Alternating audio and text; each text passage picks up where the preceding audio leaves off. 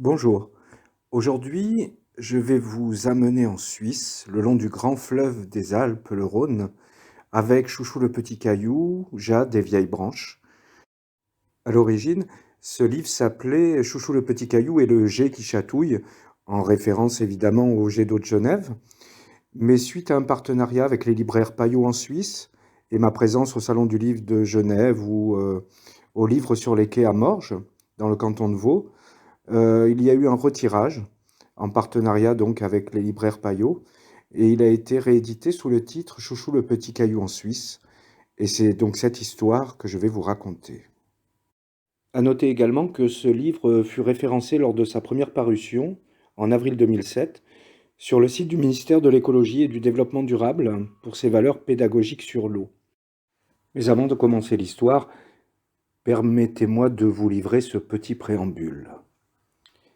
Ainsi vont les eaux des ruisseaux, rivières et fleuves, cajolant de leurs fougues cailloux et pierres des Alpes. Racines bleues, gorgées de mémoire, elles plongent en Méditerranée, mer d'autant plus fragile que, silencieuse sous son beau tapis bleu, elle cache ses blessures à la plupart des hommes. Chapitre 1. Le glacier du Rhône. Regard fixe, portant vers l'horizon, un gypaète barbu semblable à une statue guettait au loin le frère tant attendu. Les pentes d'un glacier, celui de la Furca, lui servaient de promontoire comme un trône à son roi. Mais voilà que surgit des nuages cotonneux l'adorable complice du temps des premiers jeux.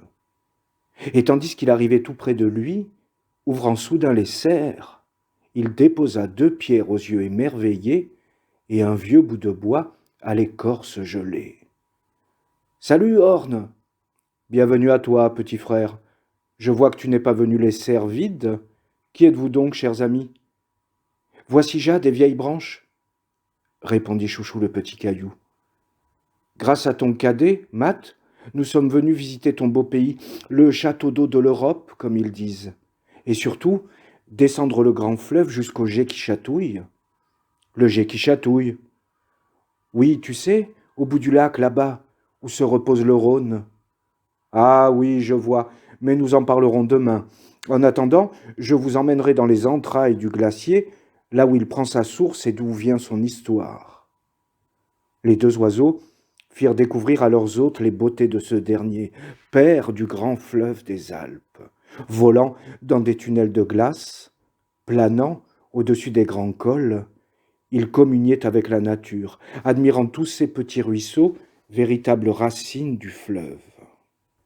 Chapitre 2. Le bal des curieux.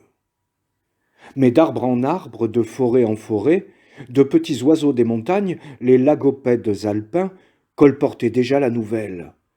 D'étranges voyageurs, arrivés prestement de rivages lointains, venaient découvrir les caprices du Rhône et un jet qui chatouille. Un quartz-fenêtre, réveillé par tant de brouhaha, dans une contrée habituellement si paisible entre Vaud et Valais, ne tint plus en place à l'idée de les rencontrer. De ses arêtes facétieuses, et parmi les gentianes, il grimpa jusqu'au sommet des dents du Midi, guettant l'impossible cortège. Pendant ce temps, roulant des contreforts du mont Cervin, aussi vite qu'elle pouvait, une serpentinite d'un vert brillant aurait donné ses plus beaux reflets pour faire partie de l'aventure. Le long de la Vispa, petit affluent du grand fleuve, elle glissa jusqu'à la jonction des 2 cours d'eau, laissant renards et marmottes médusés. Enfin, une belle ardoise, ne voulant finir calibrée sur un toit, en fut si curieuse qu'elle sortit de sa cachette.